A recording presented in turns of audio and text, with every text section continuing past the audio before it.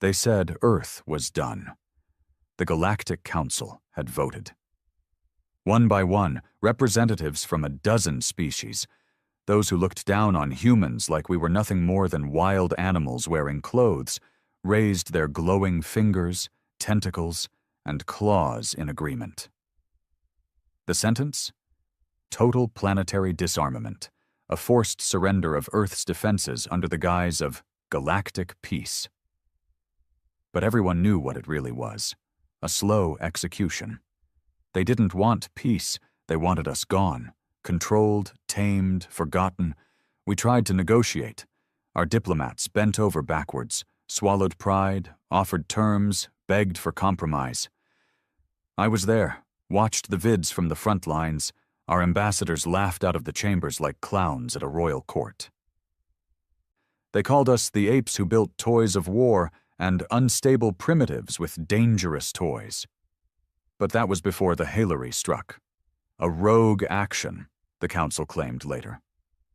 Unsanctioned aggression. But we knew better. The Hillary didn't sneeze without council approval. They dropped plasma charges across 3 continents, wiped out New Europe, all of Northern Asia, and half of the African belt.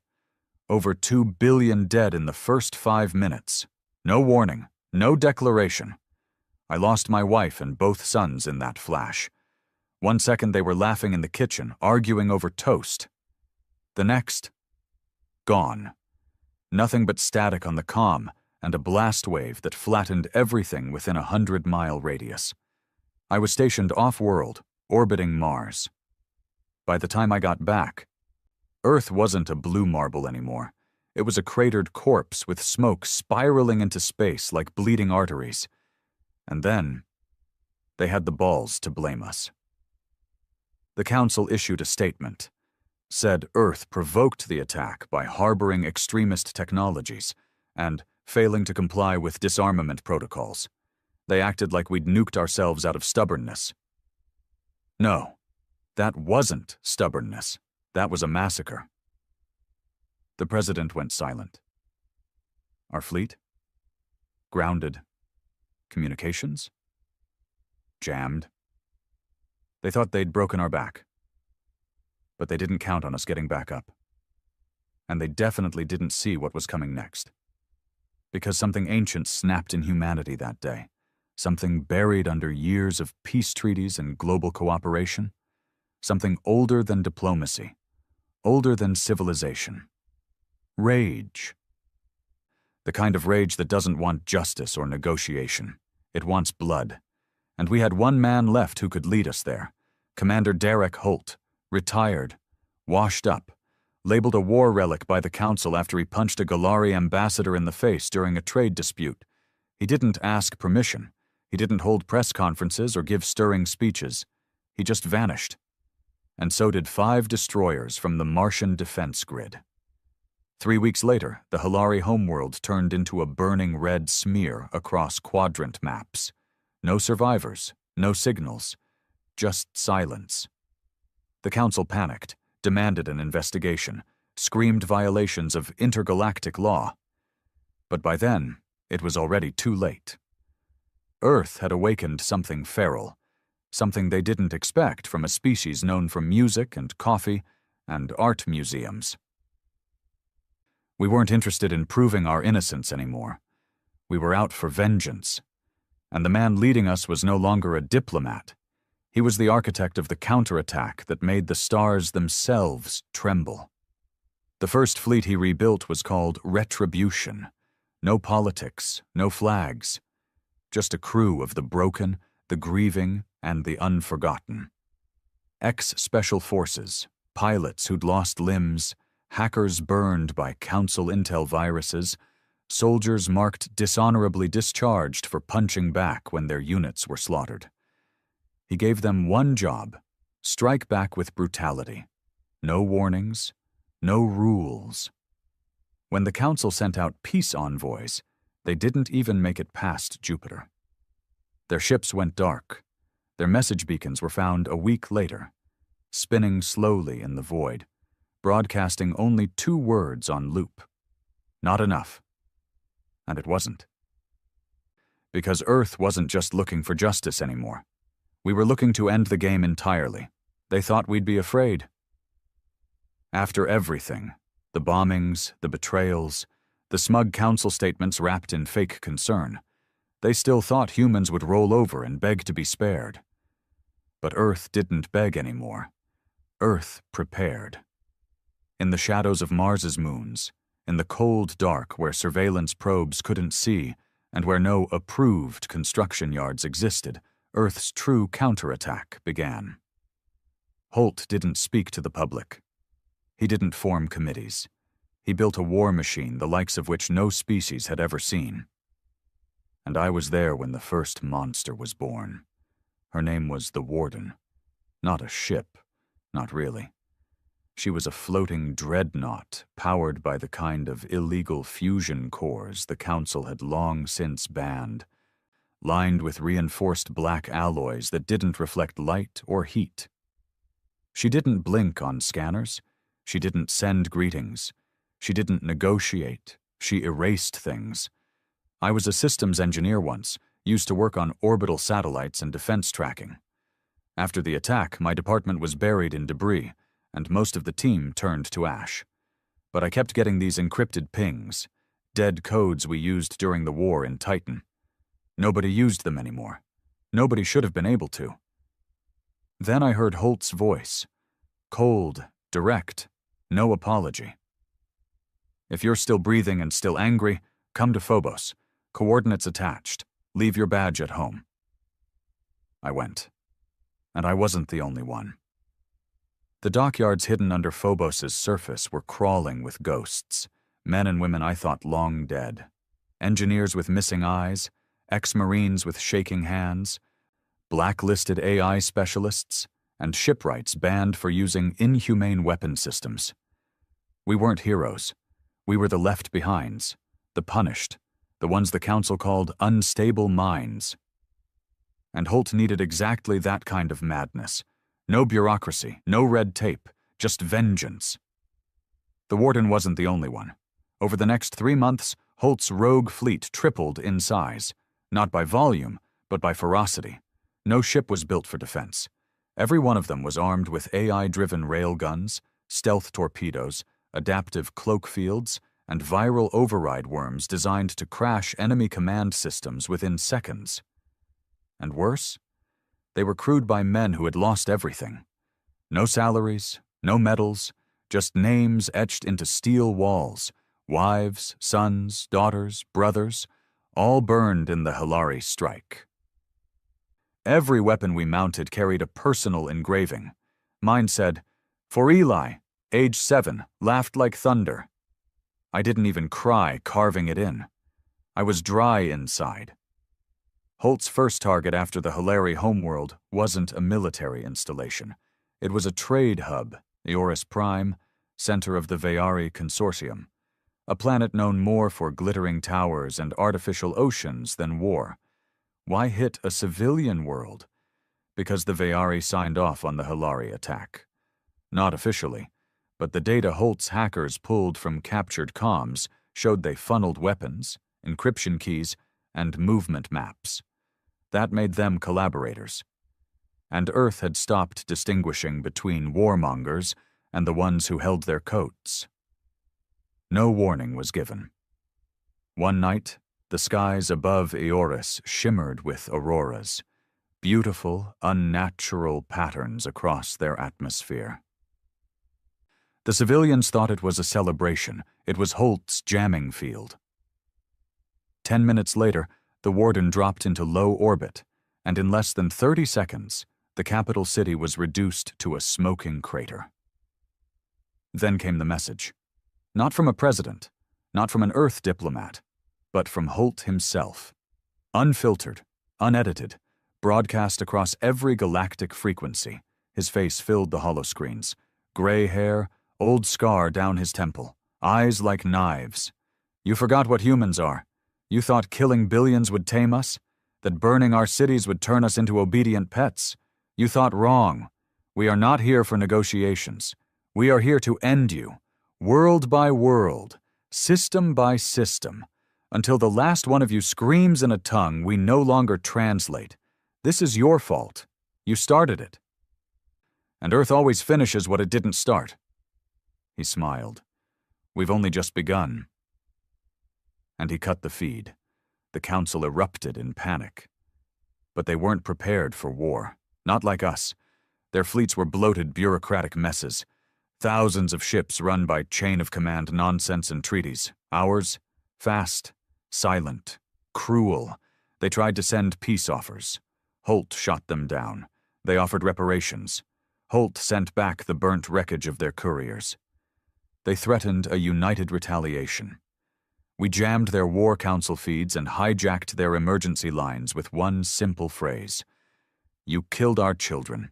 Now die like men. One by one, Holt's fleet struck.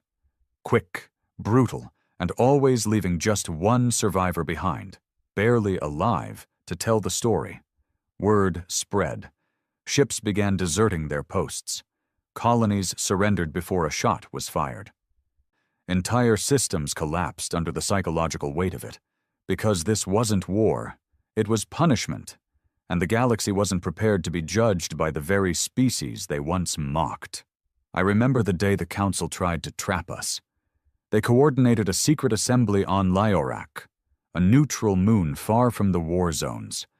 Over 40 Council officials, their highest-ranking admirals, and strategic minds, all gathered for what they called a decisive containment plan.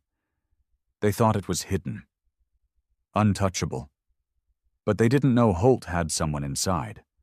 One of their own, a Zalvaran defector, who'd lost her human mate in the first strike and never forgave her kind.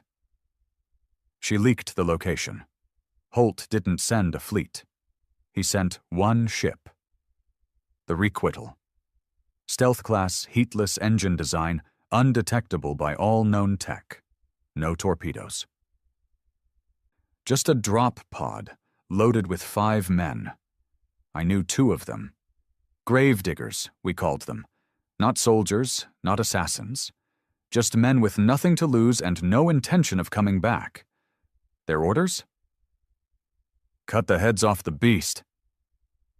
They breached the chamber mid-meeting. No mercy, no speeches. The council chamber turned red. Only one recording survived. Grainy, low resolution, shaky. It shows one of the gravediggers holding a counselor by the throat, blood splattered across his own face. This isn't about winning, he growled. This is about reminding you that Earth is not prey. They executed 36 high officials. No trial, no delay. The shockwaves from that hit shattered the Council's unity. All across the galaxy, species began pulling their fleets back. Some tried to denounce the Hilary. Others suddenly remembered how they'd opposed the initial strike. Everyone started eating their own words, throwing each other under the bus. But Holt didn't care. This wasn't about politics. This was about the burn. The same kind of burn I still felt every night when I closed my eyes and saw my son's drawings still stuck to the fridge in what was once our kitchen. I wasn't the only one. Everyone in Holt's fleet carried ghosts. And we weren't finished. The thing about fear, it spreads faster than fire. After the Lyorak hit, everything shifted. The Council didn't just lose command, they lost control. Entire species that once flaunted their loyalty to the galactic order began turning inward, locking down borders, purging suspected sympathizers. They were afraid of Holt, of Earth, of us. But they didn't understand what was really coming. Fear is only the beginning. The real destruction starts when trust dies. And that was exactly Holt's next target. Not ships, not soldiers, but the fragile web of alliances the galaxy depended on to stay functional. He didn't need to fire a shot to collapse a civilization. He just needed a whisper in the right ear, a forged communique, or a conveniently leaked war transcript suggesting betrayal. Let the bureaucrats eat each other alive. It worked. The Veari accused the Norshi of conspiring with Earth. The Norshi retaliated with orbital strikes. Meanwhile, the Drethar Confederacy declared neutrality, only to be accused of harboring Holt's fleet, which sparked a mutiny inside their own ranks. 57 outer colonies burned in less than a week, and not one human hand had touched them. We watched from the dark. Holt called it the Scorch Doctrine. Burn them with fear, burn them with doubt, burn them without touching them. I ran infiltration during those weeks. We'd intercept comms, decode them, rewrite them, then send them back. Messages from admirals to presidents, rewritten to sound like treason. Sometimes all it took was a single word removed, a name added to a kill list. Then we'd sit back and listen to the screams echo through the void. Funny thing is, I never liked this kind of warfare. I used to believe in clean lines, enemies, allies, truth, lie. But the day my son's heart stopped beating in a flash of blue fire from the Hilari sky, my moral compass stopped working. There was no north anymore, just pain. And Holt understood that. He fed it. His speeches were never about strategy. He didn't talk like a politician. He didn't promise medals or glory. He'd just gather us in the dark bays of our black-hulled ships, eyes hollow, voice low. They thought they could erase us, turn us into a cautionary tale. So let's become one. Let our name taste like ash in their mouths. Let them wish they'd killed us completely, because what comes next makes extinction feel like mercy. We didn't cheer. We just nodded. We were past noise, past celebration. The only thing that moved us now was the sound of another alien scream cut off mid-sentence by fire. The real shift came during the siege of Hestelis. It was a council stronghold, shielded by a triple-ring planetary defense grid, orbital fortresses, and home to their most advanced AI war net, Elyx Prime. It was where they stored the archives of council law, galactic treaties, and years of interspecies cooperation records. And Holt wanted it not for the resources. He wanted it wiped off the map. The plan was suicide. A direct assault on Hestelis was like flying into the sun with wax wings. Every simulation said we'd lose 80% of the fleet. Minimum. Didn't matter. He gave the order. We split into 3 waves. The Warden and Requital took front. I was stationed on Korra's Vow, a stealth-class warcraft fitted with hull-crawling kinetic drills and deep-sea torpedo pods. The first wave hit hard. Sacrificial ships cloaked to look like flagships, drawing fire, pulling defenses wide open. The second wave tore through the weak points, gravity tethers, ion cannons, shield generators. But the third wave? Us? We went for the heart. Our pod latched onto the underbelly of Elyx Prime's fortress core. I still remember crawling through the ventilation shaft, my hands slick with sweat and blood, pulse hammering like artillery. We had a singular objective: upload the override virus into their war AI and then detonate, not disable, destroy. Elyx wasn't just their AI, it was their memory, their central brain. If we took it out, they'd lose everything. We uploaded the virus, triggered the core reactor, then ran like hell. The blast tore through Hestelis like a second sun rising. 3 rings of defense melted within seconds. Shield harmonics collapsed. The AI's last message was a frantic loop of warning sirens, failing code, and a corrupted digital scream that still haunts my sleep. We didn't just kill a fortress, we erased a civilization's center of gravity. When the smoke cleared, half the Council's inner systems were blind, deaf, and panicking. And Earth's flag, no longer stars and stripes, but a single burning skull etched in red over black, was broadcast over every remaining Council channel with 3 words beneath it: "You should have finished us." But not everyone on Earth was cheering. See, the deeper we pushed, the darker it got. There were whispers, soft ones at first. Survivors of our own species who'd gotten caught in the crossfire. Colonies that refused to join Holt, pleading for mercy, for reason. Some defected to the council. Others just begged to be left alone.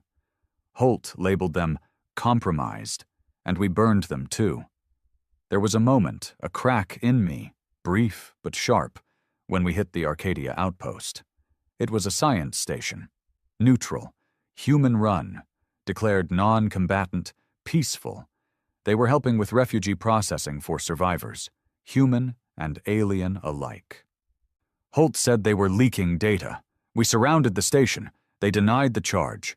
No weapons, no shields, just med bays and children. Holt didn't blink. Compromise is treason. Send the drones. I watched the feed. Children screaming behind glass domes, scientists trying to shield patients. And then silence. Even the stars looked colder after that. Some of us started whispering in private, asking if we were still soldiers or just monsters wearing human skin. But nobody said it loud, because no one wanted to be next on the list. The final crack came with Operation Glass Halo. The plan? Strike the Council's last defense node, Arkan Core. It wasn't a city, it was a moon, a manufacturing hub that stretched beneath the crust, churning out ships, weapons, and tech for centuries. Its defense was automated. Its power source rumored to be a core siphon reactor, dangerous, volatile, banned under every galactic treaty. Perfect. We deployed everything. Every remaining warcraft, every orbital mine, every cyber ghost and drone swarm. The attack lasted 3 days. 3 full days of hell. I lost half my team within the first hour, another quarter in the reactor breach. Only 2 of us made it to the detonation chamber. That's when I saw it. They weren't building weapons, not just weapons. They were experimenting on humans, clones, hybrid splices, half-dead soldiers wired to machines, pumping neural code directly into council tech. I saw one man's face twitching, eyes forced open by surgical steel, lips moving in silent pain as his nervous system fed into a targeting array. They hadn't just killed us, they'd used us. And in that moment, whatever was left of hesitation in me died. We didn't just detonate the core, we vented the atmosphere. We made sure nothing left that place intact, not even the whispers. And when the dust settled, silence, not the peaceful kind, the terrified kind. The council had no more moons, no more cities, no more answers. The last official broadcast from the council showed a trembling alien diplomat begging for terms, sobbing through a translator. Holt never even responded. He just sent back a single vid of Earth's night sky. Thousands of lights gone dark, memorial walls stretching across craters, names etched so deep the stone bled black. And underneath it, "This is what peace cost us. Now you get to pay." That's how Earth became a ghost in the galaxy. Not extinct, not defeated, feared. There's no council anymore. Just fractured worlds too scared to rebuild, too paranoid to ally again. And Holt? No one's seen him in years. Some say he vanished into the stars with the Warden, becoming legend. Others claim he was buried beneath the ruins of Hestelis, still gripping the weapon that broke their gods. I don't know. All I know is this. The galaxy thought Earth was soft. They thought wrong. Because when the Council ordered our execution, they didn't kill a species. They resurrected a monster. The galaxy was quiet. Too quiet. After Arkan Core fell, there were no more countermeasures, no more fleets, no more grand speeches from the Council's trembling mouthpieces. The comm channels, once flooded with strategic chatter, political bartering, and lies, went cold. We'd silenced them. And yet, the silence didn't feel like victory. It felt like a graveyard. I remember sitting on the cold hull of Korra's Vow, helmet off, staring at the stars like they owed me something. They didn't shine the same way anymore. The constellations I used to trace with my boy's tiny fingers meant nothing now. We'd burned through the myth of peace and turned every light in the sky into a reminder, not of triumph, but of how far we'd fallen. Earth didn't celebrate. No parades, no reunions, because there wasn't much left to go home to. The planet was still scarred, oceans poisoned, continents cracked, cities nothing more than ash and stories. The atmosphere barely breathable. Most of humanity now lived off-world, in hollowed-out mining moons, orbiting station scraps, and crumbling refugee barges.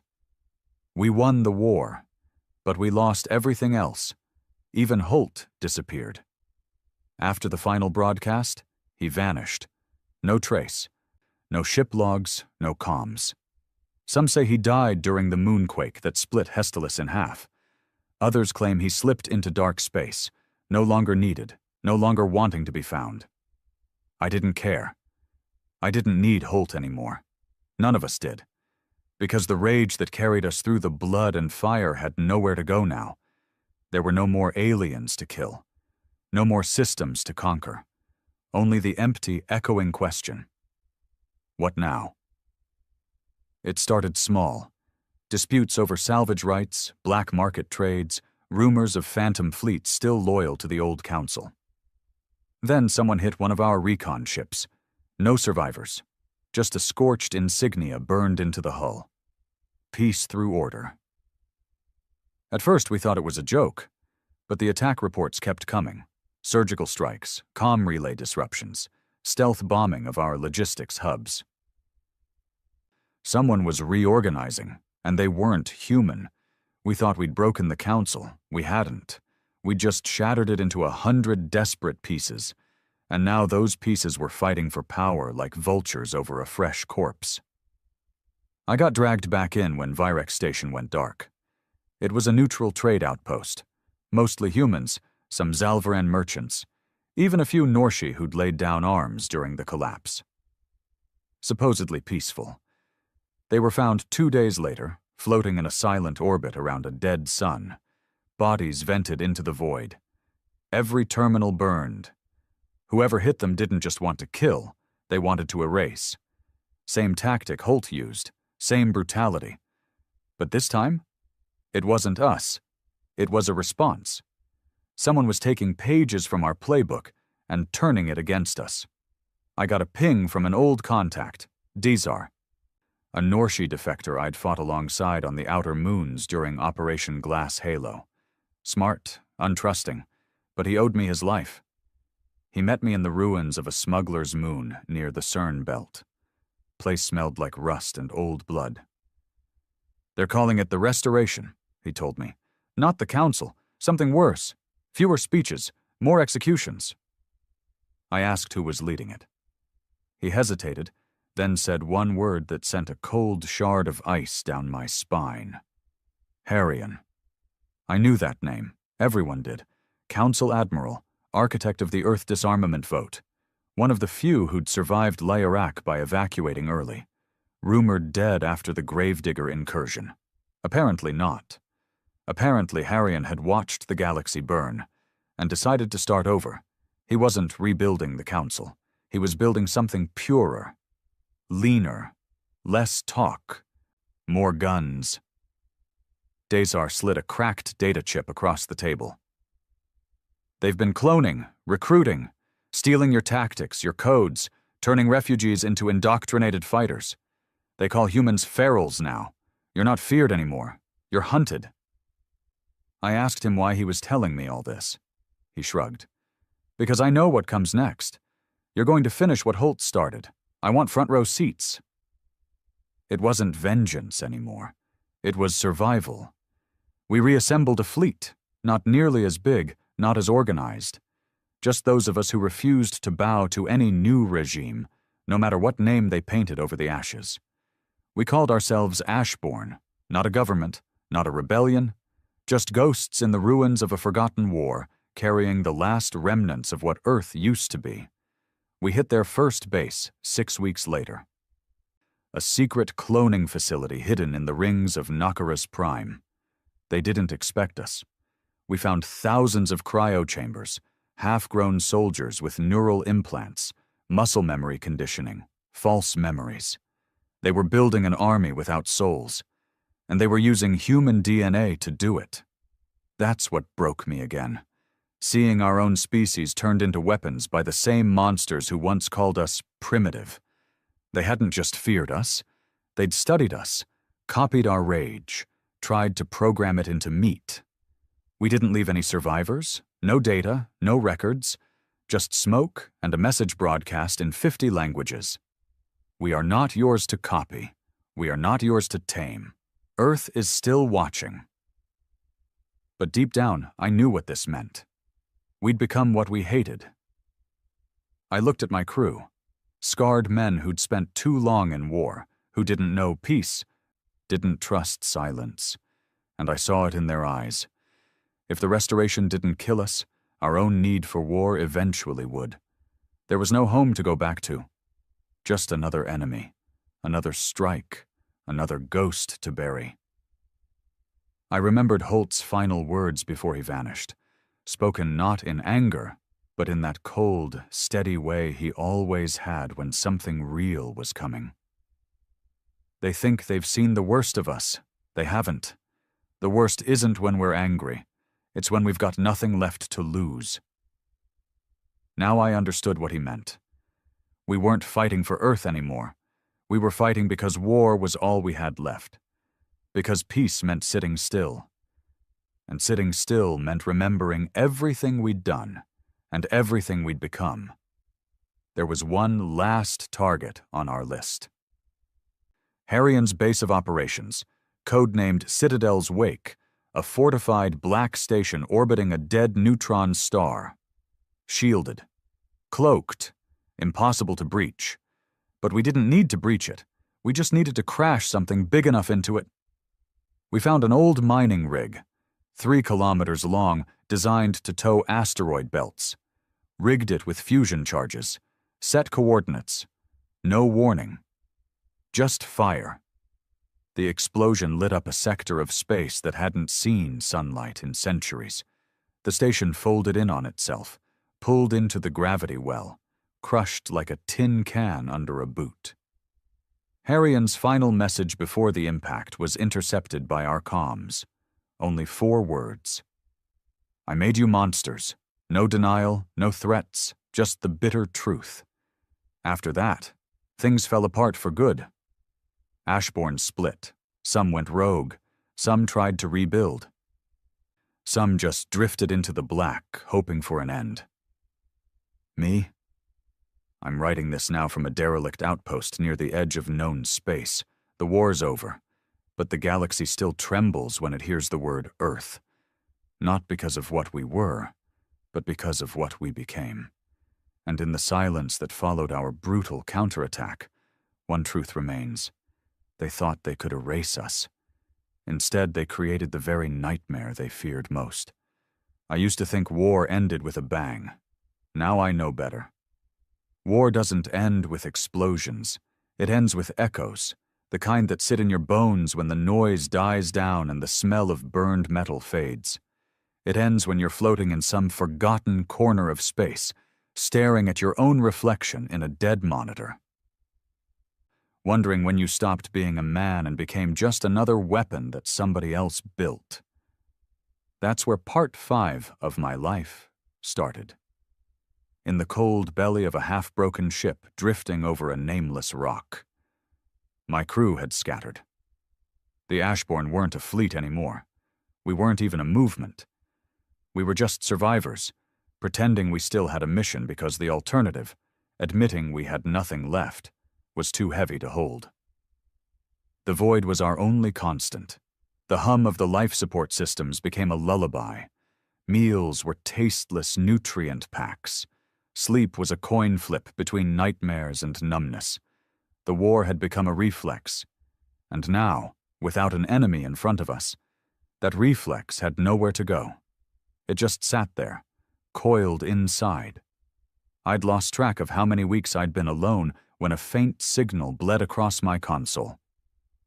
Not a distress beacon, not a council code, something older, something human.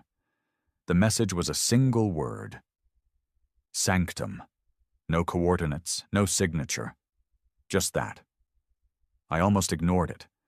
But boredom and curiosity are cousins, and in the emptiness they start to look like hope. I fed the word into the ship's cracked nav system, cross-referencing what old star charts we still had. Sanctum didn't match any registered station, colony, or military grid. But there was a ping, faint, near the edge of the old Hilari sectors. I set a course. What else was there to do? Sanctum wasn't a place, not exactly. It was a floating shell, an old council biostation stripped down to bare ribs, wrapped in patchwork hulls of a dozen different origins. It drifted in the shadow of a dying gas giant, hidden by storms of ammonia and methane. No lights, no beacons. Just a dark outline against deeper darkness. I powered down everything except life support and drifted in slow. If it was a trap, I'd be dead before I even knew it.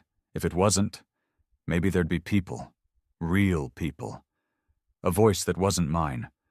Docking clamps took hold with a groan. The airlock opened on a corridor lined with hand-painted marks, not military insignia, not alien glyphs. Names. Human names. Hundreds of them. Some I recognized. Old Ashbourne call signs. Others were just first names, scratched in shaky hands. At the end of the corridor, a man waited. He wasn't wearing armor. No rifle slung over his shoulder. Just a faded jacket patched at the elbows. His hair was white, not from age, but from something deeper. Exhaustion baked into the body. His eyes, though, they still burned.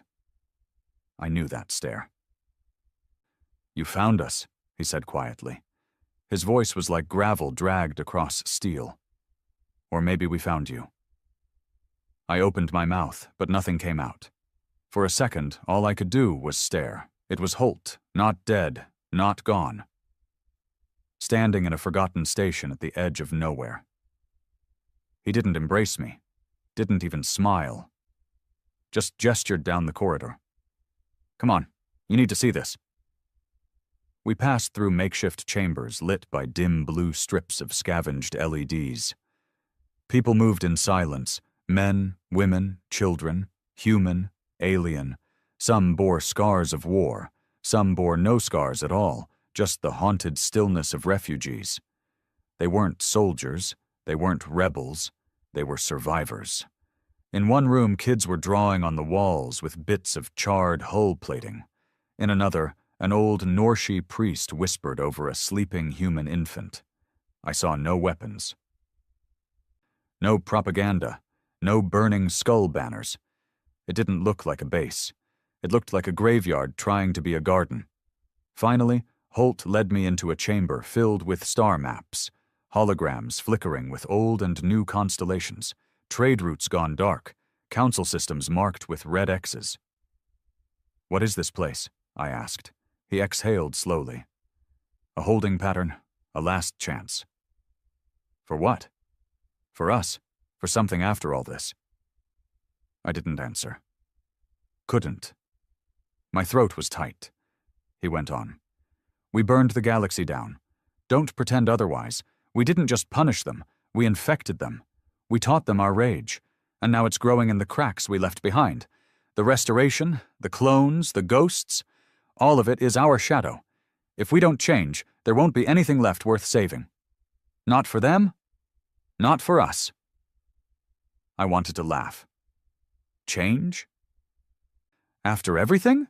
We were ghosts, weapons, tools of vengeance. There was no changing back, but Holt's eyes didn't waver. "Sanctum isn't an army," he said. "It's a seed. We take in whoever still wants something else. We teach them how to build, not burn. We teach kids who've never known a planet how to plant food. We show aliens and humans how to live without aiming a gun at each other." "You think that's enough?" I asked. "No," he admitted, "but it's a start." We sat in silence for a while, staring at the maps. My hands itched for a weapon that wasn't there. My instincts screamed this was weakness, a soft place waiting to be crushed by the Restoration's boot.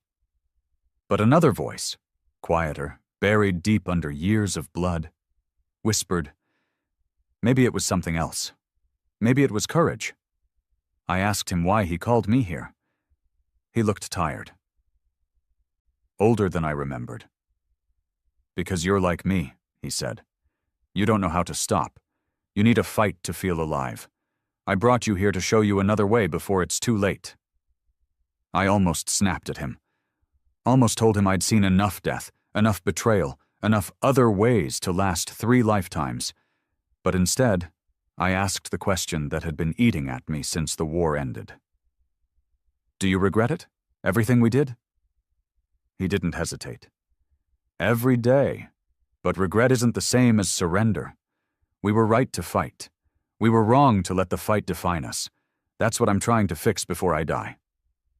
I stayed in Sanctum for 3 days, watched humans and aliens repair hydroponic gardens together, watched children who'd never known gravity learn to walk in rotating chambers, watched Holt teaching a Norshi boy how to carve wood, not for weapons but for toys. It was disorienting. For the first time since the Hilari strike, I felt something other than rage. I felt small, like maybe there was a future that wasn't just more war. But on the 4th day, a warning alarm blared. Ships inbound, not traders, not refugees, restoration. We scrambled. Sanctum wasn't a fortress. It had a few hidden turrets, some jury-rigged shields, but nothing like the warships Holt used to command. We were a floating hospital, a farm, a prayer whispered into the void. I ran to Holt. We can't fight them, I said. I know, he replied calmly. We don't. Then what? We hold the line long enough for the civilians to scatter. We're not the monsters they made us anymore. Not here. He handed me a sidearm. Old, scratched. My name etched into the grip. I hadn't seen it since the early days of the fleet. If you want out, he said, now's your chance. I looked at the docking bay, at the shuttles loading children and elders, at the chaos of frightened faces. Then I looked back at Holt, and I stayed. When the restoration ships dropped out of FTL, they didn't announce themselves. They just began powering weapons. We powered ours, not to win, just to buy time. The first salvo hit our shields. They flickered, died. Hull breaches opened like wounds. We fired back, not at their engines, not at their life support, just at their targeting arrays, their docking clamps, anything to slow them. Minutes felt like hours. I was in the control pit, hands flying over cracked panels, rerouting power, screaming coordinates to pilots who were already dead. Holt was on the deck above, shouting orders, moving like a man half his age. One shuttle after another broke free, vanished into the storms of the gas giant below, scattering refugees into blind space where maybe, just maybe, they'd be safe. We held. We held until the deck plates glowed red and the air smelled like fire. We held until the last child was gone. Then Holt turned to me. Time to go, he said. But before I could answer, the next blast tore through the core. The deck split. He fell, caught himself on a rail. I grabbed his arm. His grip was still iron. Go, he rasped. You're not done yet. I refused, tried to pull him up. Another blast rocked the station. Metal screamed. He shoved me toward the last escape pod. Tell them, he started, coughing's blood. Tell them we weren't all monsters. Then the deck gave way. And Holt fell into the flames. I don't remember how I got to the pod. Don't remember launching, just remember the station shrinking in the viewport, restoration ships closing in, fire blooming like silent flowers. Sanctum was gone. But some of its shuttles escaped. I know they did. I saw them break atmosphere before my pod tumbled into the dark. Somewhere out there, kids who'd never known peace were carrying a seed Holt planted. And me? I was back where I started, alone, floating in the void. A weapon with no war, a man with no orders. But something had changed. For the first time in years, my rage didn't feel endless. It felt tired. And in that tiredness was a strange, fragile thing I hadn't felt since the kitchen on Earth before the Hilary strike. Hope. Not the loud kind, not the kind you shout over battle. The quiet kind. The kind that plants itself in ash and waits. Maybe Holt was right. Maybe the worst wasn't our rage. Maybe the worst was what would happen if nobody tried to be more than it. And maybe, just maybe, it wasn't too late. The pod drifted for days. No signal, no nav fix. Just the hum of failing systems and the cold breath of a man who'd watched everything burn. Again. I thought maybe this was it. That this would be my final chapter. The last warfighter of Earth, floating in the dark like a forgotten bullet after the gun's been fired. Holt was gone. Sanctum was ash. The Ashborn had fractured into warbands or ghosts. Humanity wasn't rebuilding. It was surviving, barely. That's all we ever really did, wasn't it? Survive. Not live, not thrive. Just keep crawling forward with blood in our teeth and a name no one said without flinching. Earth.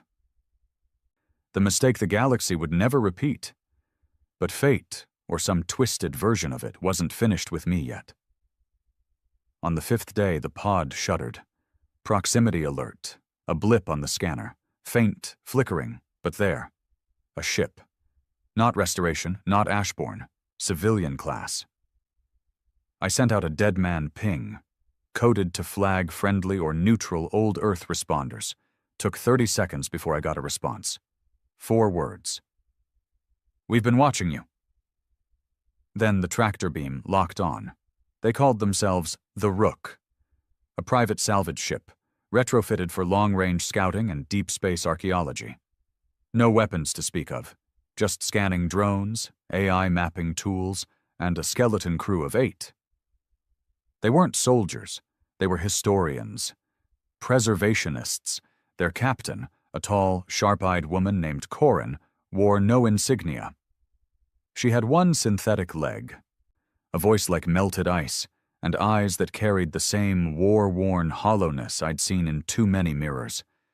She didn't ask who I was. She already knew.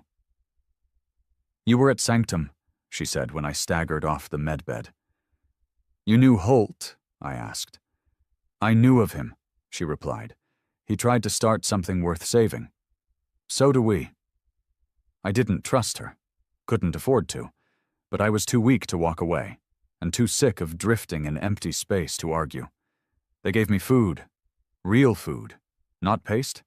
They gave me clean water. Let me rest. No questions. Until the 3rd day aboard. Then she brought me to the main hold. And that's where I saw it. Dozens of sealed crates, scavenged terminals, fragments of data cores, ship fragments with old Ashborn marks, and in the center, something I hadn't seen in over a decade, the original Earth Resistance archives. Logs, comms, testimonies, videos of cities before the burn, footage of Holt's early speeches before he went dark, hidden pieces of the war no one had ever seen. We've been gathering everything they erased, Corin explained. Restoration, the old council, even some of the Ashborn after they went rogue. Everyone wanted to control the narrative, make themselves the heroes, bury the bodies. I felt something stir in me. Not rage, not guilt, something else. Clarity. Why? I asked. Why dig up this mess? She smiled, bitter. Because history's the only thing stronger than fear, and someone needs to remember what really happened. I stayed with them. Didn't mean to. Didn't plan to. But days turned into weeks, and I found myself helping, sorting footage, identifying faces in shattered vids, correcting misinformation spread by restoration cells. I still didn't sleep much, still woke up reaching for a rifle that wasn't there. But for the first time in a long time, I wasn't killing anything. I was preserving. And it felt right. At night, I'd sit in the archive hold and watch old transmissions, some from Holt, others from nameless soldiers, survivors, mothers, engineers, children recording last messages before the council strikes hit. One stuck with me. A boy, maybe 8, sitting in a bunker, face smeared with dust. If you find this, tell the stars we tried. I watched that clip 10 times in a row. Then I cried. Not loud, not messy, just sat there and let it happen. I hadn't cried since the day my wife and boys were turned to shadows. It didn't make the pain lighter, but it made me remember they existed. And that mattered. The Rook traveled system to system, never staying in one place long. Restoration scouts were everywhere now, hunting anything even close to old Earth remnants. Corin had a bounty on her head that made even former Ashbourne commanders blush. But she didn't care. She was building something Holt never got the chance to. A truth weapon. Something more powerful than fleets and plasma. Evidence. Proof of what was done. What we became. What the Council unleashed. And what we had the choice not to become again. And she wanted me to help finish it. "People still listen to you," she said one night. "You were there, at the start, at the worst. If you speak, they'll listen." I didn't want to be a voice. I wanted to disappear. But disappearing hadn't done any good so far. So I said yes. We compiled it into a single archive. We called it The Black Echo. It wasn't propaganda. It was ugly. Raw, filled with guilt, blood, screams, and truths that burned. Holt's worst orders, council betrayals, Sanctum's fall, children dying in orbit, entire civilizations crumbling under the weight of fear and revenge. It was honest, and it hurt to make. But when it was done, I recorded one final message, one last entry from a broken soldier who'd helped destroy a galaxy and had nothing left to lose. Here's what I said. "My name doesn't matter. You've heard 100 versions of me, hero, butcher, survivor. None of them are true. I was there when Earth burned. I was there when we made them pay. And I was there when the fire went too far. You think vengeance is power, that striking back makes you strong. But the truth? It just makes you less. The stars are quiet now, but that silence wasn't earned. It was taken, with blood, with fire, and with the screams of those who never got to speak. If you find this, don't make the same mistakes. Don't let rage speak for you. Don't become what you swore you'd never be. And if someone tells you Earth was a monster, tell them this: Earth was hurt, Earth was angry, but Earth remembers. And remembering is the only way we become more than our scars. We broadcast the Black Echo on every dead frequency. We hid it inside abandoned satellites, buried it in comboys, slipped it into derelict trade beacons. We knew Restoration would try to erase it. But truth has teeth, and once it bites, it doesn't let go. Whispers started. Small at first. Whole sectors went dark after intercepting the file. Restoration commanders defected. Ashbourne rogues began surrendering. Some colonies stopped flying flags entirely, choosing instead to display the new mark Corin had designed, a broken circle with light bleeding through the crack. They called it the Hollow Sun, not a symbol of victory, a symbol of survival and of learning. I stayed on the Rook for 3 more months. Then one night, I told Corin I was leaving. "There's still one place I need to go," I said. "Earth?" she guessed. I nodded. "Even if there's nothing left, I need to see it one last time." She didn't try to stop me, didn't say goodbye. She just hugged me. No words. Just warmth, like something human, like something we'd all forgotten how to do. Earth wasn't the blue jewel it once was. It was cracked, battered, tired. But it was still there. And when I landed, in what used to be the Midwest, I found something I hadn't seen in decades. Green, grass, life pushing up through ash. a single tree growing in a crater, and beside it, a child's toy, half melted, half buried. I picked it up, held it, and wept, for the first time, not out of rage, not out of guilt, but out of memory. The galaxy might forget. But I won't. We were fire once. Now we are echoes. But even echoes in the right place can become a voice again. And mine says this: we are still here. We are still human. And we are learning. I stayed on Earth longer than I thought I would. I came for closure. Thought maybe I'd walk the old ground, pay my respects to the dead, maybe find the last place I saw my wife and kids and dig a hole deep enough to bury the guilt. But Earth wasn't interested in closure. She was healing, painfully, unevenly, like an old fighter waking up with broken bones but choosing to stand anyway.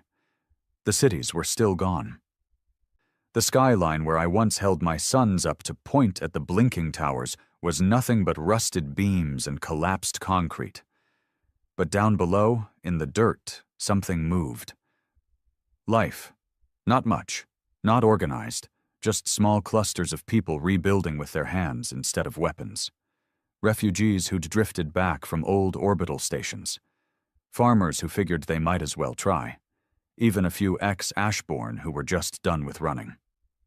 I joined them, not because I believed in some grand second chance, but because I didn't have anywhere else left to go.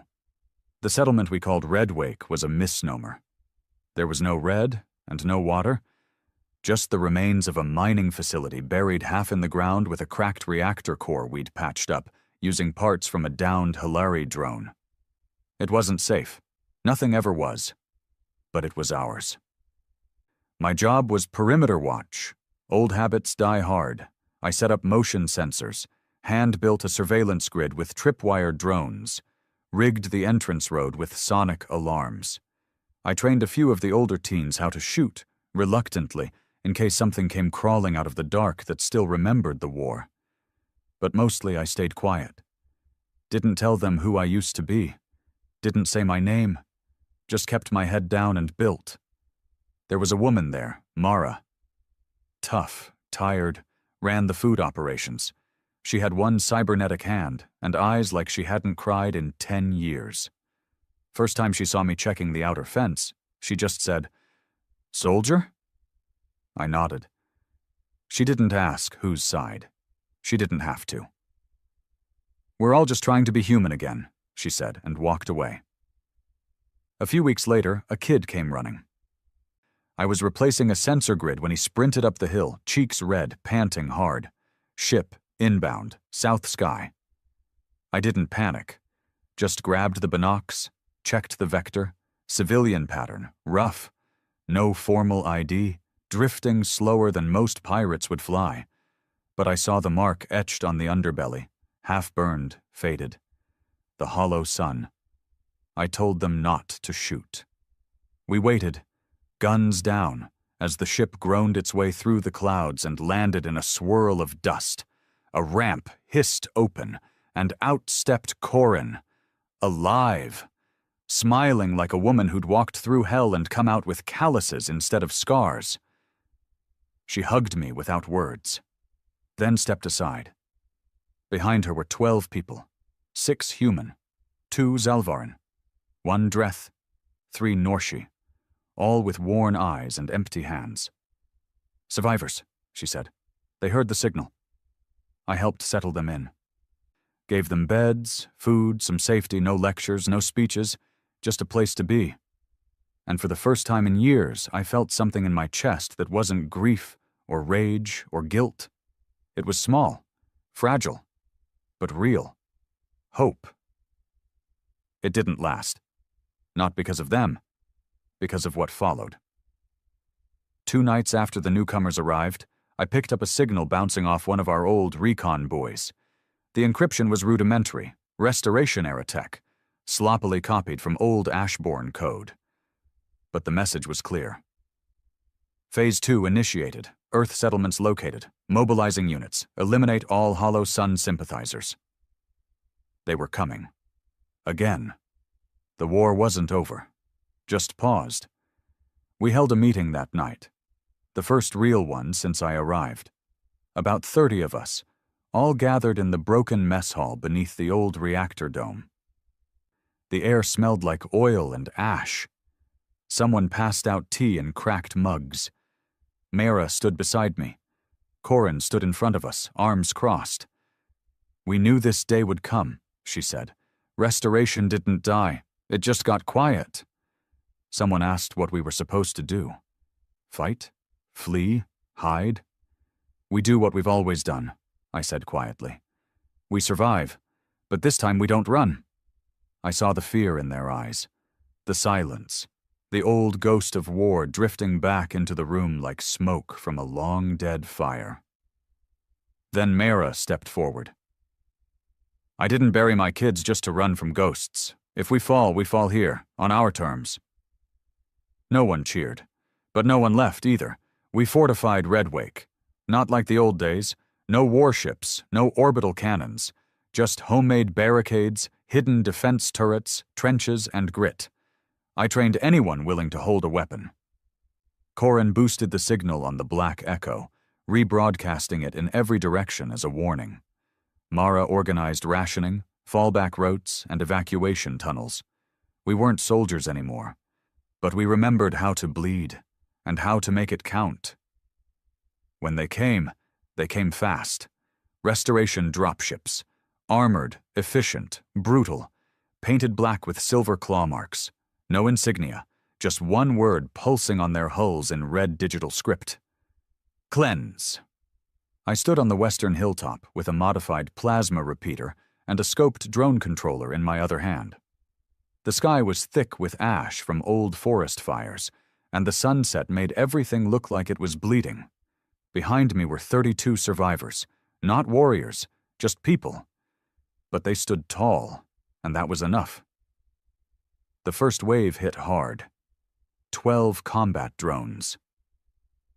6 exosuit infantry, 1 anti-personnel tank. We lost the North Barrier in the first 3 minutes, but we held the line. We used trip mines built from old reactor coils, hacked into their targeting arrays mid-fire. I watched Mara take down a drone with nothing but a repurposed farming spike and zero hesitation. Corin set off a sonic disruptor at point blank. Blew out 2 soldier suits. One caught her shoulder. She kept fighting. I took a round to the thigh, still kept firing, because this wasn't about strategy.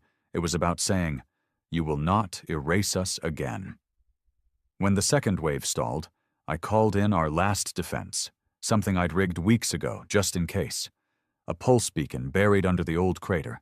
It triggered a seismic burst, knocking the rest of the dropships out of their hover grid. Their engines flared, then died.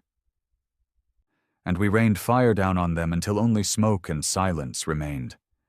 When it ended, the air smelled like scorched steel and burned dirt. We'd lost 6 people, but we were still standing. Redwake still lived. Earth, broken, battered, haunted Earth, still resisted. That night we buried the dead under the tree I'd found when I first landed, the one growing out of the crater. We placed their names on stone markers, carved by hand. No eulogies, just silence and stars. Later, Corin found me staring at the graves. "You could have left," she said. "I've done enough leaving," I replied. She nodded. "They'll come again." I looked at the stars, then at the earth, and I said, "Then we'll teach them again what happens when you try to kill something that refuses to die. We are not what we were. We are not the monsters the galaxy made us. We are not innocent, but we are still here, and we are still human, even if we have to remember what that means, one broken piece at a time." The quiet after the last battle wasn't peaceful. It was thick, heavy. The kind of silence you feel in your chest, like pressure from an old wound that never really healed. Redwake was still standing. Barely. Smoke still curled from the fields. Half our sensors were down. The medbay overflowed with blood-soaked bandages, and the scent of burning alloy still hung in the air. But we'd survived. And in the ashes of another failed extermination, something unexpected took root. Visitors, not just drifters or wounded ex-soldiers, messengers, wanderers, curious outcasts from systems we thought had turned their backs on Earth forever. They came with no weapons, no fleet, just questions. They'd heard the Black Echo, heard whispers of Redwake. They saw the mark of the hollow sun and wanted to know what it meant. Corin handled them better than I ever could. She had patience, I had scars. But eventually they came to me anyway. I wasn't famous, but I was known. The one who didn't stop. The last son of Earth who fought to the bitter end and kept going even after the blood dried. They wanted to hear my side. Not the official version, not the council lies, not the Ashbourne propaganda. The truth. So I told them. All of it. I told them about Earth before it burned. How we weren't perfect, far from it. But we were building something human. A civilization with scars, but still reaching for the stars. I told them about the Hilari strike, the vote, the betrayal, the genocide disguised as policy. I told them how we begged, how they laughed, and how, in return, we gave them silence. One planet at a time. Not because we wanted power, but because when someone kills your family and spits on the grave, rage becomes all that's left. And then I told them the part they weren't ready for. What we did after. The things we destroyed. The people we turned away. The innocent we buried because we couldn't risk another betrayal. They listened. Some with pity. Some with horror. Some with understanding. Because deep down, they all knew the truth. If it had been their world, they might have done the same. A year passed. Redwake grew. Not fast, not clean, but steadily. We built new turbines from broken drone parts, dug proper irrigation channels, planted crops that hadn't grown on Earth in 30 years. The soil remembered, even if we had forgotten. Other settlements reached out, tentatively. Most were still afraid of the restoration. Some feared us, and I didn't blame them. Even now, part of me wanted another war. The silence still made me twitch. Peace always felt like the kind of quiet that came before an ambush. But I was trying to be something other than a weapon. One night, Mara joined me on the hill overlooking the crater, now a grove of young trees, the burial site. She handed me a flask. Didn't ask questions, just sat. Eventually, she said, "They say you used to be a monster." I nodded. "Still am. Just better at hiding it." She smiled, but it was the kind you make when you're thinking about people you miss. "I don't care what you were," she said. "I care about what you protect." We drank in silence. And for the first time, I didn't feel like I was borrowing peace. I felt like I might belong to it. 2 months later, the final message arrived. Not a threat, not a warning, a meeting request, signed by a council of Outer Rim species, survivors, neutral factions, a new coalition rising from the galactic ruins, trying to rebuild something, not based on dominance or control or fear, but truth. They invited Corin, Mara, and me. They called it the Circle of Atonement. The name made my stomach twist. But Corin insisted. "If we don't speak for Earth," she said, "someone else will." So I went. The meeting place was a former war memorial orbiting the shattered remains of an old Hilari moon, a ring-shaped structure once dedicated to galactic peace, now stripped bare. We arrived in a civilian ship with no escort, no weapons, just voices. Inside, they gathered 23 species, council remnants, free colonies, even a few former restoration defectors. No podiums, no speeches, just a table. We sat, no guards, no translators, just honesty. And I spoke, not as a representative, not as a general, just a man who had lost everything, burned everything, and came back with nothing but memories. "You asked for truth," I began. "You're not going to like it." They didn't interrupt. So I told them. "You built a galaxy on the assumption that humans were beneath you, that we'd fall in line, that our emotions made us unstable, that our fire was dangerous. You were right about one thing: the fire. We warned you, we asked, we begged. But when you kill billions and call it policy, you don't get to act shocked when we bury you in return." A few flinched.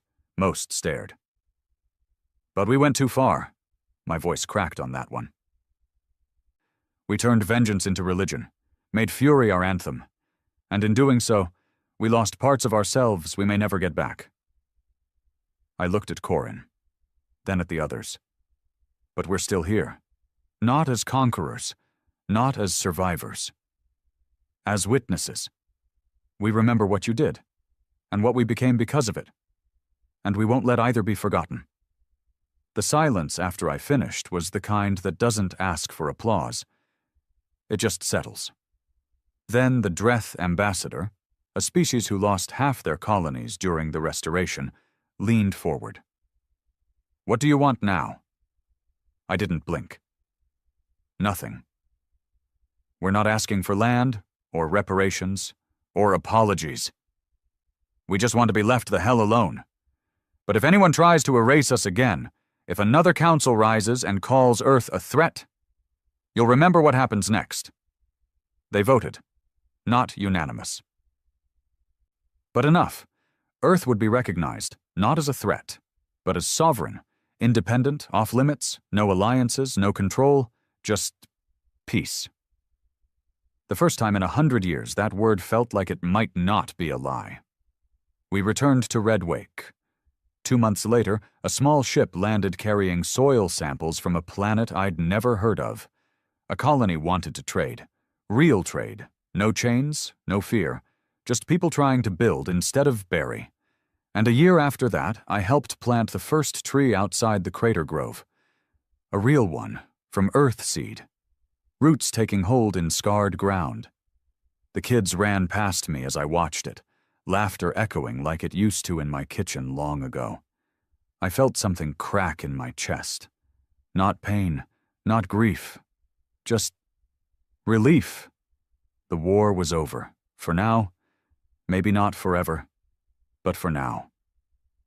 And if one day the stars burn again, if someone forgets what happened, they'll find the hollow sun etched into stone, and beneath it, the words I had carved with my own hand: "We were fire, then we were ash, now we are roots. Do not make us burn again."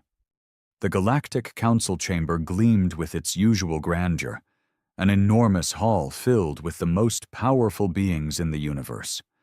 Representatives of 100 civilizations sat in their respective places, their alien forms ranging from gaseous entities to beings of pure energy.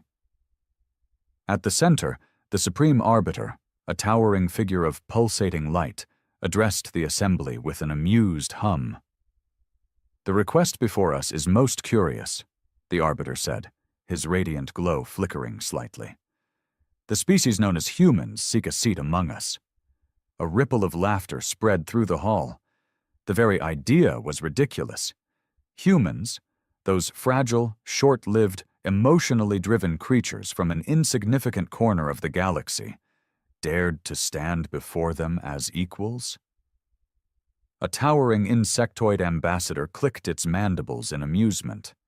They lack the lifespan, intelligence, or refinement necessary for such a role.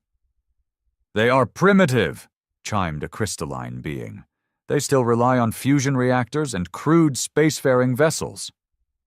They war among themselves more than any species we've ever seen," a deep-voiced amphibious delegate added. "If anything, their presence here is a threat to our order." The Supreme Arbiter's glow intensified slightly. "Then it is decided. The request is denied." At the far end of the chamber, a lone human representative sat in silence, his face unreadable. He had expected this. Humanity had always been dismissed, underestimated, looked down upon. But that was the thing about humans. They never stopped pushing forward. Slowly, he stood, adjusting his uniform with practiced ease. His expression remained neutral, but his voice carried a quiet intensity. I understand. You see us as weak, as insignificant. The hall was quiet now, but the lingering sense of amusement had not faded. He continued, You mistake patience for weakness. You assume that because we have not flexed our strength, we have none. The Arbiter pulsed with curiosity. Do you believe your kind possesses anything that would warrant our concern? A small smile played on the human's lips. I do. He pressed a small device on his wrist, and in an instant, the central holographic display flickered to life, replacing the Council's insignia with a live transmission. At first, it showed nothing but empty space. Then hundreds, no thousands, of massive ships emerged from the void, their dark metallic hulls gleaming under distant starlight. Their designs were unlike anything the Council had seen before, sleek, efficient, and bristling with weapons far beyond what they believed humans capable of constructing. A collective gasp filled the chamber. The amusement had vanished. The human representative's voice remained calm. You assumed we were weak because we hid our strength. You thought us incapable because we did not challenge you. That was a mistake. An insectoid ambassador lurched forward. Impossible. Humanity does not have the resources for such an armada.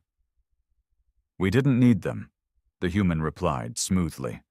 We come from a world where survival is a battle, where war has shaped our history for millennia. While you sat in your ivory towers, convinced of your superiority, we prepared.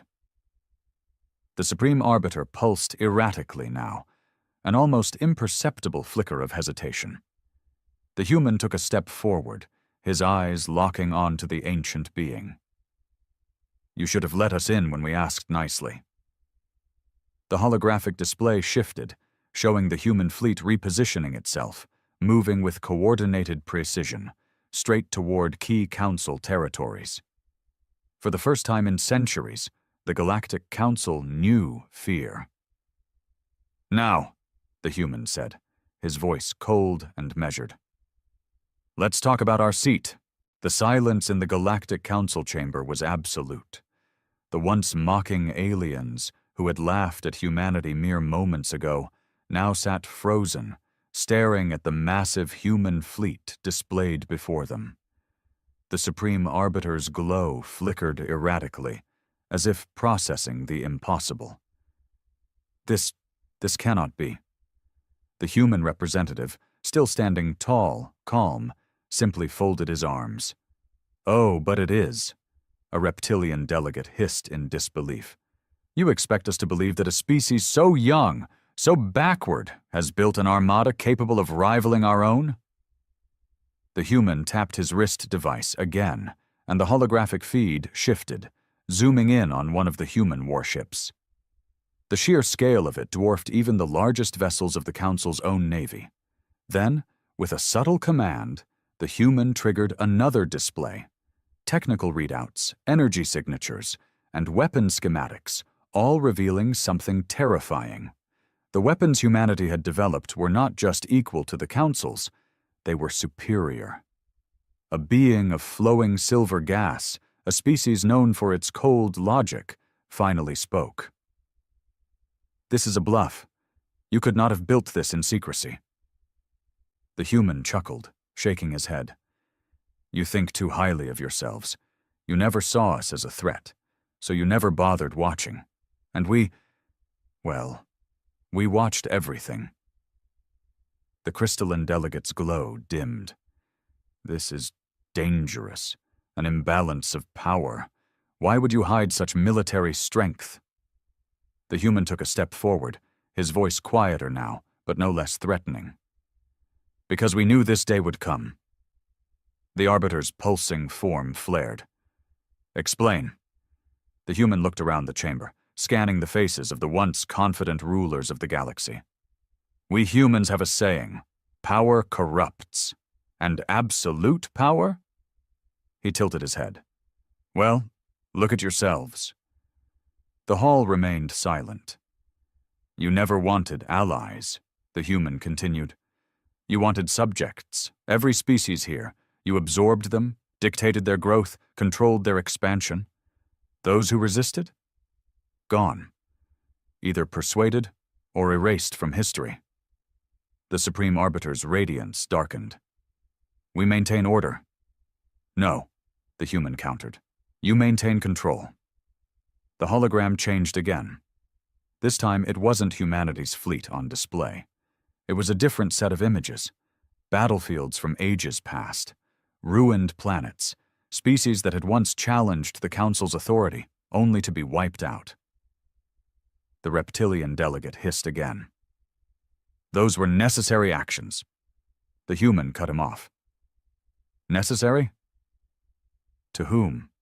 The dead? His eyes narrowed. You decided who was worthy of survival, who was civilized enough to join your council. He shook his head. We saw the pattern, and we knew that one day you'd look at us and make the same decision. A new image appeared on the display. The Sol system. A series of council warships, patrol vessels, scientific observers, strategically placed around the edges of human space. They hadn't come to welcome humanity. They had come to monitor, to assess, to plan. The Supreme Arbiter's glow became unstable. You misunderstand our— No, the human interrupted sharply. We understand perfectly. He let the words sink in before adding, That's why we built the fleet. Another pause. Another long, heavy silence. The insectoid ambassador, who had mocked humanity just minutes ago, finally broke. What do you want? The human smiled. Cold, sharp, victorious. I already told you. He gestured toward the Supreme Arbiter's podium. Our seat. The Arbiter pulsed furiously.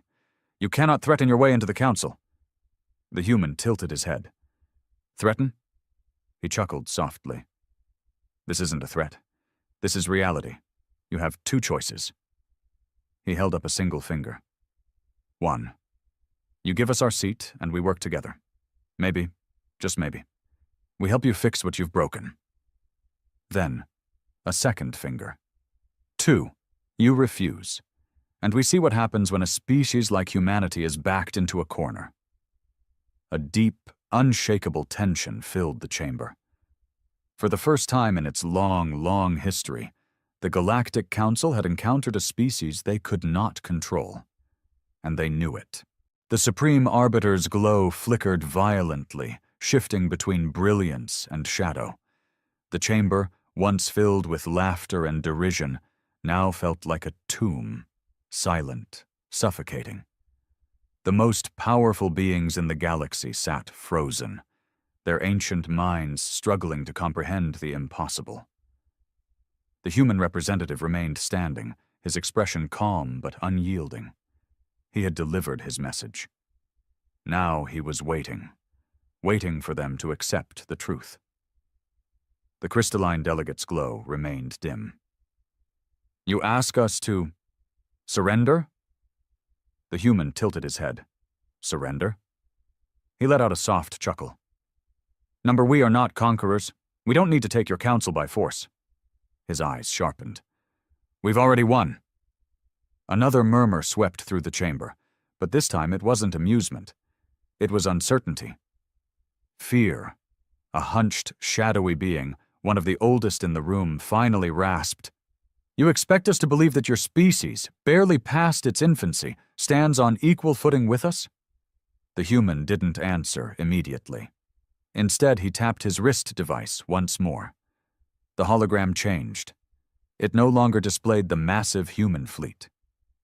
It no longer showed the Council's past atrocities or their hidden warships lingering on the edges of Sul. Now, it showed something far worse. A list. a long, detailed, undeniable list. It contained the names of every major civilization in the Council, their homeworlds, their fleets, their logistical centers, their trade routes, their vulnerabilities. The human let the silence drag out before speaking again, his voice soft, almost casual. For centuries, you've ruled this galaxy under the belief that no one could ever challenge you. He gestured towards the list.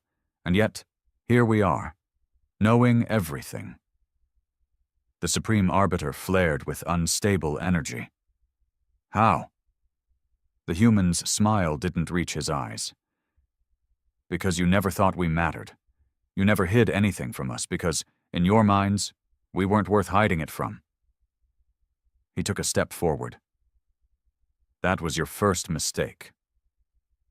The amphibious delegate, the one who had dismissed humanity as warlike and chaotic, now seemed to shrink into his seat. And your second mistake? The human's voice turned cold. You gave us time. The room seemed to darken. We are not the strongest species in the galaxy. We are not the oldest. We don't have the most advanced technology.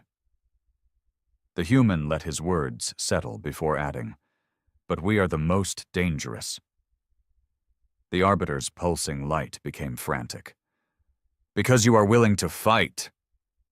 The human exhaled through his nose, almost amused. Number because we refuse to lose. Another tap on his wrist. The hologram zoomed out, revealing the entire galactic map. Humanity's fleet, despite its size, was small compared to the vast forces of the Council. On paper, humanity should have had no chance. But the map didn't show just ships. It showed something else. It showed chaos. Scattered among the Council's worlds were flickering red indicators, uprisings, unrest, sabotage, supply chains mysteriously failing, communications disrupted, military movements compromised. And then, the final blow. A single chilling sentence appeared in bold text beneath the map. They are not just humans. The Supreme Arbiter's glow dimmed as realization dawned. You, the human nodded. We've been talking. The Council had ruled the galaxy for untold millennia. They had crushed rebellions before they could even begin. They had snuffed out potential threats before they could grow. But they had never faced an opponent like humanity, a species that didn't just fight on battlefields, but in shadows, in minds, in whispers, a species that had spent decades, centuries, slowly, methodically, sowing the seeds of resistance across the Council's vast dominion. Because while the Council had been watching humanity, humanity had been watching everyone, and they had been listening. The human let the weight of that realization sink in. Then, he spoke one last time. You never had control. You only had the illusion of it. His eyes swept across the room. So, I'll ask again. He gestured toward the Supreme Arbiter's towering throne. Our seat. For the first time in history, the Galactic Council did not have a choice. The Supreme Arbiter's glow pulsed erratically, flickering like a dying star. The vast chamber of the Galactic Council, once filled with arrogance and certainty, now trembled under an unspoken truth. Humanity had already won. A species they had dismissed as primitive, unrefined, unworthy of their attention, had outmaneuvered them all. The map of the galaxy still floated in the air, the glowing red indicators marking the fractures in the Council's once unshakable grip. The rebellions, the sabotaged supply chains, the infiltrations, it was all there. Not a bluff, not a threat, a reality that could no longer be ignored. The Supreme Arbiter finally spoke, his voice a trembling echo of what it once was. You manipulated our empire from within? The human representative let out a slow breath, as if disappointed they had only just figured it out. We didn't start the fire, he said smoothly. We just fanned the flames. A sharp, chittering noise broke the silence, one of the insectoid ambassadors slamming its clawed limbs against the table. "This is treason, subversion. The Council does not negotiate with—" The human turned to face him, his expression unchanging. "The Council," he said, voice firm, "no longer gets to decide." The insectoid faltered, its mandibles twitching. The Supreme Arbiter's glow flickered once more. "You expect us to yield, just like that?" The human smiled, calm, measured, victorious. "Number, I expect you to think." He gestured towards the map. "Your empire is already rotting from within. The people you rule, they've been waiting for a spark. We simply gave them one." He tilted his head. "We didn't conquer you, Arbiter. Your own arrogance did." The silence in the room felt suffocating. The weight of the moment pressed down on every alien in attendance. The crystalline delegate's glow was still dim. "You could have used this information to destroy us. You could have waged war instead of playing politics." The human exhaled sharply, almost like a laugh. "We could have. But unlike you, we don't believe in exterminating those who might challenge us." He let the words hang in the air. "We believe in something else." The Supreme Arbiter's voice was hollow now, barely above a whisper. "And what is that?" The human looked around the chamber, letting his gaze linger on each delegate, their expressions ranging from shock to anger to quiet, growing fear. Then he spoke, his voice calm, certain, undeniable. "Survival." A long pause, then slowly, methodically, he walked forward. His boots echoed against the polished floor as he ascended the grand steps leading to the center of the chamber. No one stopped him. The Supreme Arbiter remained still, his once brilliant glow now dimmed to something lesser. Lesser, because for the first time in the Council's history, he was no longer the most powerful being in the room. The human stepped beside him. Then, without hesitation, he turned and lowered himself into the empty chair meant for a council member. His fingers drummed against the armrest. He leaned back, relaxed, as if he had always belonged there. Then he looked up, locking eyes with the Supreme Arbiter. "You may begin the session," he said. The Arbiter hesitated. Then, with a slow, reluctant pulse of light, he nodded. The Galactic Council had a new member, and the galaxy would never be the same. The Supreme Arbiter's glow had never been dimmer. The chamber of the Galactic Council, once a place of absolute authority where decisions shaped the fate of entire species, now felt like a cage. A trap they had walked into without ever realizing it. The human representative sat in his newly claimed seat, fingers tapping lazily against the armrest.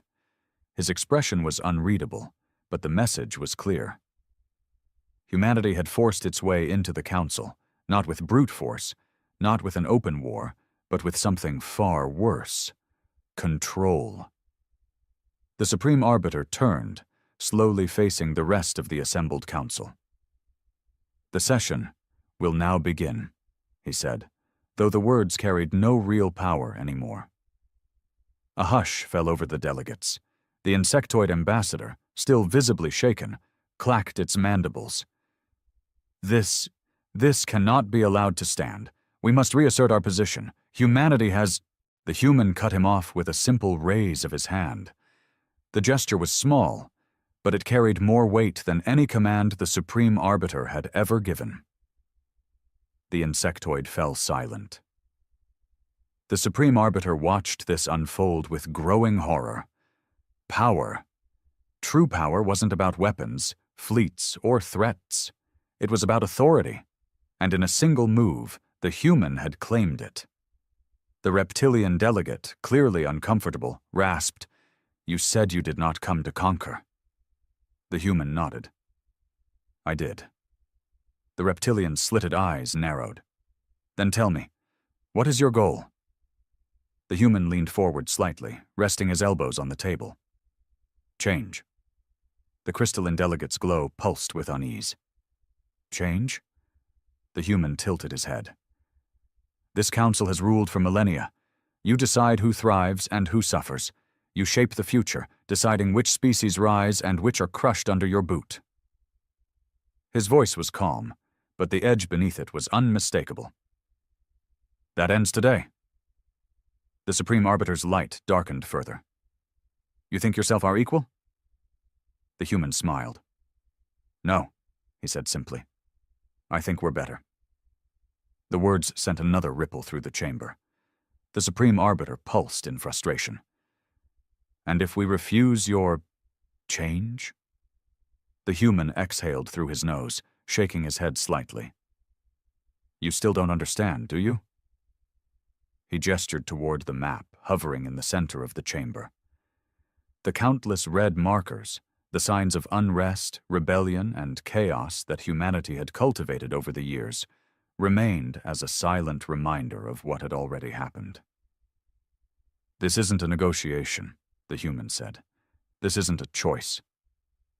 He leaned back in his chair, utterly relaxed. You will change. Because if you don't, the galaxy will do it for you. The reptilian delegate hissed under his breath.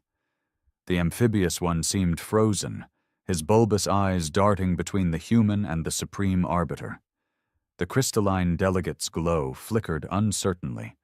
They had spent their entire existence believing in their own superiority, believing that they were the architects of the universe, the ones who shaped fate. And now, in the span of a single meeting, they had been reduced to mere spectators. The Supreme Arbiter's glow flickered. And what do you propose? The human's smile grew wider. That's the spirit, he murmured. Then his eyes hardened. First, we redefine the Council's purpose. No more dictating which civilizations get to thrive. No more crushing those who don't fall in line with your vision. He gestured toward the reptilian. Your species? Your people aren't happy. You know it. The cracks are forming. The reptilian didn't speak. He didn't need to. The human was right. The human's gaze swept across the other delegates. Same goes for the rest of you. Your own people are starting to see the truth. You hold them back as much as you claim to protect them. The Supreme Arbiter remained still. And if we agree? The human shrugged. Then we move forward. Together. He let the word hang in the air for a moment before adding, but if you don't? The hologram changed again. The red indicators on the map flared, growing larger, the instability spreading like wildfire. The human tapped the armrest. Then we watched the galaxy burn. The Supreme Arbiter stared at the display, at the looming chaos that threatened to consume everything they had built. The Council had always believed themselves untouchable, the great guiding force of the galaxy, the rulers of civilization itself. But now, they were cornered. And worse, they knew it. Slowly, painfully, the Supreme Arbiter turned back toward the human, and bowed his head. A single silent acknowledgement. The human's smile didn't fade. Good choice, he said. And with that, humanity had done the impossible. They hadn't just won a seat on the Council. They had taken the galaxy. The Supreme Arbiter's glow remained dim, flickering weakly, as if the very essence of his authority had been drained away. The Galactic Council Chamber, once the epicenter of power in the universe, now felt like a relic, an old monument to an era that had just ended. And the cause of its collapse sat calmly in his chair, fingers drumming idly on the armrest. The human. The one they had mocked, the one they had dismissed, the one they had denied. And now, the one they all feared. The other council members shifted uneasily in their seats, the weight of reality pressing down on them like a crushing void. The insectoid delegate, who had once spoken with arrogance and condescension, now remained silent, mandibles twitching in nervous uncertainty. The crystalline representative, who had ridiculed human technology, now radiated only unease. The reptilian delegate, who had scoffed at the idea of humanity ever being a threat, now sat perfectly still, eyes locked onto the map of unrest still glowing in the air. Finally, the Supreme Arbiter spoke. His voice, once filled with unquestioned authority, now carried the careful tone of someone who had realized just how fragile their power truly was. The Council will adapt. The words came slowly, as if they physically pained him. The old ways will be reconsidered. The human smiled, leaning forward slightly. Good. Another moment of silence passed before the amphibious delegate finally croaked, "And what do you intend to do now?" The human tilted his head slightly, as if he hadn't considered the question. Then, with a small, easy shrug, he replied, "Oh, nothing drastic. We'll help fix what's broken, restructure a few things, give your people the freedom they've been denied for so long." He let his words settle. That is, unless you'd rather the alternative. His fingers tapped the armrest again, and the holographic display briefly flickered, just enough to remind them of the chaos waiting on the fringes of their empire. The Supreme Arbiter dimmed further. No. The single word held the weight of surrender. A slow, satisfied nod was the only response the human gave. He had already won. No need to gloat. The insectoid delegate finally spoke, voice tight with poorly concealed bitterness. "And what of your fleet? You expect us to simply allow such an overwhelming force to remain unchecked?" The human's expression didn't change. "You misunderstand. The fleet isn't here to conquer you. It's here to keep you honest." The meaning was clear. Humanity had ensured that the Council could never again rule unchecked. Their decisions, their policies, their actions, everything would now be made under the ever-watchful gaze of the one species they had underestimated. The Supreme Arbiter hesitated, then spoke again, carefully measuring his words. "We acknowledge humanity's position." His light dimmed even further, the last remnants of resistance fading. "And we will work together." The human nodded once, as if this was the most natural outcome in the world. A wise decision. He rose slowly, smoothing out the sleeves of his uniform. "Then we have nothing more to discuss today." With a final glance around the chamber, he turned and walked away, his steps echoing through the stunned silence. As the council members watched him leave, one terrible realization settled in their minds. They had not just given humanity a seat at the table, they had just become part of his game. And no one, not even the Supreme Arbiter himself, knew just how far humanity planned to go. But one thing was certain: the age of the Galactic Council was over. The age of humanity had begun. The human representative walked with measured steps through the grand halls of the Galactic Council chamber, his posture calm, assured. Every step echoed with finality, a quiet reminder that the galaxy had shifted under humanity's grasp. The corridors, once lined with holographic banners celebrating the Council's dominion, now felt cold, obsolete.